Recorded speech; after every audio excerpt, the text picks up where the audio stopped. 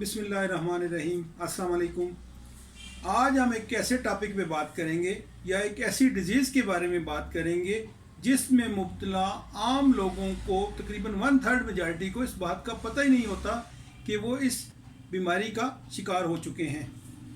आज की इस वीडियो में हम आपको इस बीमारी के मुतल्लिक कंप्लीट डिटेल बताएंगे, इस बीमारी की साइन एंड सिम्टम बताएंगे, उसकी काजेज़ बताएंगे, उसकी कॉम्प्लिकेशन बताएंगे, उसकी डायग्नोसिस बताएंगे, लैब टेस्ट बताएंगे, उसकी मैनेजमेंट के बारे में बताएंगे और उसका ट्रीटमेंट भी बताएंगे।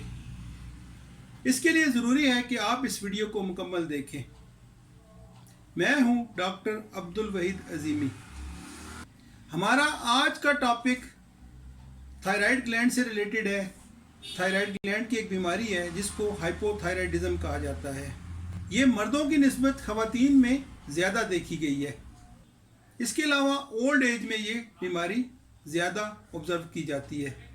ड्यूरिंग प्रेगनेंसी या हमल के दौरान और पैदाइश के 3 महीनों के अंदर तकरीबन 44% ऐसी ख़वातीन होती हैं जो सफ़र करती हैं इस बीमारी से, इस बीमारी का शिकार हो जाती हैं। थायराइड ग्लैंड बेसिकली एक छोटा सा एंडोक्राइन ग्लैंड है। बटरफ्लाई शेप या एच शेप का ये ग्लैंड है जो हमारी गर्दन के सामने के में इस एरिया में मौजूद होता है। ये 2 हार्मोन प्रोड्यूस करता है जिनको इन शॉर्ट T3 और T4 कहा जाता है। अगर थायराइड ग्लैंड की कारकर्दगी में कोई फ़र्क आ जाए तो इन हार्मोन्स की प्रोडक्शन कम हो जाती है और हाइपोथायराइडिज्म की साइन एंड सिम्टम नज़र आना शुरू हो जाती हैं। इन हार्मोन्स का बुनियादी काम जिस्म में मेटाबॉलिक रेट को कंट्रोल करना है, एनर्जी की प्रोडक्शन करना है और हीट प्रोड्यूस करना है। अगर इन हार्मोन्स की कमी वाक़या हो जाए तो इंसान सुस्ती और काली का शिकार हो जाता है, थकावट ज़्यादा रहती है, तबीयत गिरी गिरी रहती है और एक्टिव नहीं रहता। हाइपोथायराइडिज्म की अगर दीगर सिम्टम या अलामात को देखा जाए तो वज़न इंतहाई तेज़ी से बढ़ता है, इंसान कब्ज़ का शिकार रहता है, स्किन ड्राई हो जाती है, हेयर लॉस होता है, बाल गिरते हैं, चेहरे और टांगों पर सूजन आ जाती है, नींद बहुत ज़्यादा आती है, कमज़ोरी, सुस्ती और काहली बहुत ज़्यादा होती है। मेटाबॉलिक रेट कम होने की वजह से दिल की धड़कन भी स्लो हो जाती है। ठंड या सर्दी बहुत ज़्यादा लगती है। ख़वातीन में मेंसेस प्रॉब्लम, ओवुलेशन प्रॉब्लम और बालों का गिरना आमतौर पर देखा जा सकता है। अगर इसकी काजेज़ को देखा जाए तो इसमें सबसे बड़ी काज जो है वो हैशिमोटो थायराइडाइटिस है। ये एक ऑटोइम्यून डिजीज़ है जिसमें हमारा डिफेंसिव सिस्टम या इम्यून सिस्टम कुछ ऐसी एंटीबॉडीज़ बनाता है जो थायराइड ग्लैंड के स्ट्रक्चर पे, उसके सेल पे अटैक करती हैं, उसके रिसेप्टर्स को ब्लॉक कर देती हैं, जिसकी वजह से उसकी कारकर्दगी में फ़र्क आ जाता है और हाइपोथायराइडिज्म की सिम्टम देखने को मिलती हैं। इसके अलावा गर्दन या नेक के एरिए में अगर रेडिएशन हुई है तो उस रेडिएशन के नतीजे में थायराइड ग्लैंड मुतासिर हो सकता है।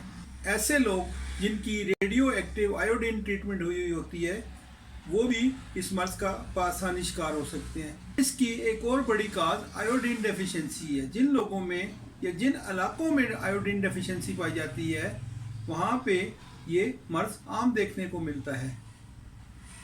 इसके अलावा मुख्तलिफ़ किस्म की मेडिसिन वो भी इफ़ेक्ट करती हैं थायराइड ग्लैंड की कारकर्दगी को। अगर सर्जरी की वजह से थायराइड का कोई हिस्सा या थायराइड निकाल दिया जाए तो उसकी वजह से भी हाइपोथायराइडिज्म हो सकता है। जैसा कि हमने शुरू में जिक्र किया, प्रेगनेंसी के दौरान भी अक्सर ख़वातीन इस मर्ज़ का शिकार हो जाती हैं। उस कंडीशन को क्लिनिकल हाइपोथायराइडिज्म कहा जाता है जो कि एसिम्प्टोमेटिक होता है, यानी उसकी बगैर कोई अलामत नहीं होती। लेकिन जब हम थायराइड प्रोफाइल करवाते हैं तो उसमें TSH लेवल रेज होता है। अगर इसका बर वक्त ट्रीटमेंट ना करवाया जाए तो अबॉर्शन के खतरात बढ़ सकते हैं। अगर हम इसकी कॉम्प्लिकेशन को देखें तो इसकी कॉम्प्लिकेशन में बैलेंस प्रॉब्लम, ओल्ड एज ख़वातीन में पोस्चर बैलेंस के हवाले से, बैलेंस डिफ़िकल्टीज़ के हवाले से प्रॉब्लम देखी गई हैं कि उनको बॉडी बैलेंस करने में मुश्किल पेश आती है। इसकी एक और बड़ी कॉम्प्लिकेशन ग्वाइटर है कि थायराइड ग्लैंड साइज़ में इंक्रीज़ कर जाता है या उसमें नोड्यूल्स बन जाते हैं जिसकी वजह से उसका साइज़ इंक्रीज़ कर जाता है, जिसको हम ग्वाइटर कहते हैं।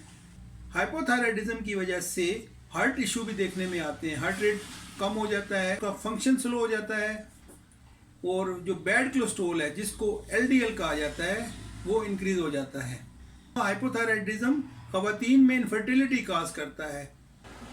जब खवातीन में थायराइड हार्मोन्स कम हो जाते हैं तो उनको ओवुलेशन में डिफ़िकल्टीज पेश आती हैं, जो कि इनफर्टिलिटी की एक बड़ी वजह है। इसके अलावा mental health issues, concentration problem होती है, मेमोरी प्रॉब्लम होती है, और माइंड कन्फ्यूजन वगैरह इसकी वजह से हो सकती है। छोटे बच्चों में अगर हाइपोथायराइडिज्म हो जाए तो उनकी ग्रोथ डिस्टर्ब हो सकती है और उनकी जो ज़हनी नशोनुमा है वो भी मुतासर हो सकती है। ओबेसिटी ये भी इसकी कॉम्प्लिकेशन में आता है। जोड़ों में दर्द, मसल में दर्द, बॉडी एक उस तरह की प्रॉब्लम जो है इसके साथ रिलेट करती हैं। इस बीमारी की वजह से पेरिफेरल न्यूरोपैथी भी देखने में आती है। इसका जो एक्सट्रीम लेवल है वो कोमा है, यानी मैक्सोडीमा कोमा। अब हम बात करेंगे डायग्नोसिस के हवाले से। डायग्नोसिस में सबसे पहले मेडिकल हिस्ट्री देखी जाती है।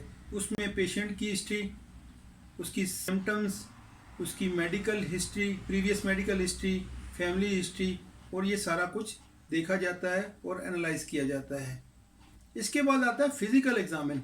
पेशेंट का फिज़िकल एग्जामिन किया जाता है, उसकी साइंस देखी जाती हैं, उसकी स्किन चेक की जाती है कि कहीं वो ड्राई तो नहीं है, उसमें हेयर लॉस देखा जाता है, ग्वाइटर चेक किया जाता है। ग्वाइटर बाद दफ़ा जो थायराइड ग्लैंड है वो इंक्रीज कर जाता है। उसके बाद लैब टेस्ट में आते हैं तो सबसे पहले थायराइड प्रोफाइल करवाया जाता है, जिसमें TSH लेवल रेज होगा और T3 और T4 का जो लेवल है वो कम होगा। थायराइड एंटीबॉडीज टेस्ट किया जाता है ऑटोइम्यून डिजीज़ या हैशिमोटोज़ डिजीज़ चेक करने के लिए। मज़ीद थायराइड स्कैन या थायराइड अल्ट्रासाउंड किया जाता है, और radioactive iodine intake test भी इसके साथ शामिल है। अब हम कुछ बात करेंगे मैनेजमेंट के हवाले से। आप अपना तर्ज ज़िंदगी या लाइफस्टाइल चेंज करके ना सिर्फ इस बीमारी की कॉम्प्लिकेशन से बच सकते हैं बल्कि इस बीमारी से मुकम्मल तौर पर छुटकारा भी पा सकते हैं। इसके लिए ज़रूरी है कि आप अपनी डाइट को बैलेंस करें, मुतवाज़न खुराक इस्तेमाल करें, ऐसी खुराक इस्तेमाल करें जिसमें विटामिन डी की ज़्यादा मकदार शामिल हो। इसके लिए आप फ्रेश फ्रूट, सब्ज़ियाँ, सलाद, डेयरी प्रोडक्ट्स, गोश्त वगैरह का इस्तेमाल करें। फास्ट फूड से मुकम्मल परहेज़ करें। आयोडीन वाली खुराक इस्तेमाल करें जिसमें आयोडीन की मकदार ज़्यादा हो। आयोडीन का आप सप्लीमेंट के तौर पे भी इस्तेमाल कर सकते हैं। इसके अलावा ऐसी खुराक जिसमें सिलीनियम की मकदार ज़्यादा हो वो भी आपके थायराइड ग्लैंड के लिए बहुत मुफीद है। इसके लिए आप चावल, मछली, फ्रेश सब्जियां, सलाद और हाई फाइबर डाइट इस्तेमाल करें। चूँकि इस बीमारी में मेटाबॉलिक रेट स्लो हो जाता है, कम हो जाता है, उसके लिए कार्डियक एक्सरसाइज जो है वो बहुत मुफीद है। तेज़ चलना, दौड़ना, भागना, जॉगिंग करना, एक्सरसाइज करना, ट्रेडमिल पे दौड़ना, ये सारी एक्सरसाइजेज इसके लिए बहुत मुफीद हैं। इसके साथ साथ जंक फूड और डब्बा बंद खुराक जो होती है उससे भी आपको परहेज़ करना चाहिए। भरपूर और अच्छी नींद भी इस बीमारी में बहुत फ़ायदेमंद है। अगर हम ट्रीटमेंट के हवाले से बात करें तो इसमें आम तौर पर हार्मोन रिप्लेसमेंट थेरेपी दी जाती है या फिर डाइटरी जो है वो चेंजेस ला के ज़िंदगी को खुशगवार बनाया जा सकता है। जहाँ तक होम्योपैथिक तरीका इलाज की बात है तो होम्योपैथिक तरीका इलाज इसमें बहुत मावन और मुफीद है। होम्योपैथिक दवाई थायराइडिनम, इसका मेन रोल है थायराइड की किसी भी बीमारी के हवाले से। अगर थायराइडिज्म किसी एक्यूट बीमारी के बाद हुआ है तो थायराइडिनम मेजर मेडिसिन है। इसके अलावा TSH पोटेंसी में दस्तियाब है iodum, silicea, baryta mur, calcarea carb, tuberculinum, conium, calcarea iodide, carbo animalis, belladonna, calcarea fluor और इस तरह की दूसरी अद्वियात साइन एंड सिम्टम को मद्देनज़र रखकर तजवीज़ की जाती हैं। मज़ीद रहनुमाई और मशवरा के लिए हमारे दिए गए नंबर्स पर रब्ता कीजिए। शुक्रिया।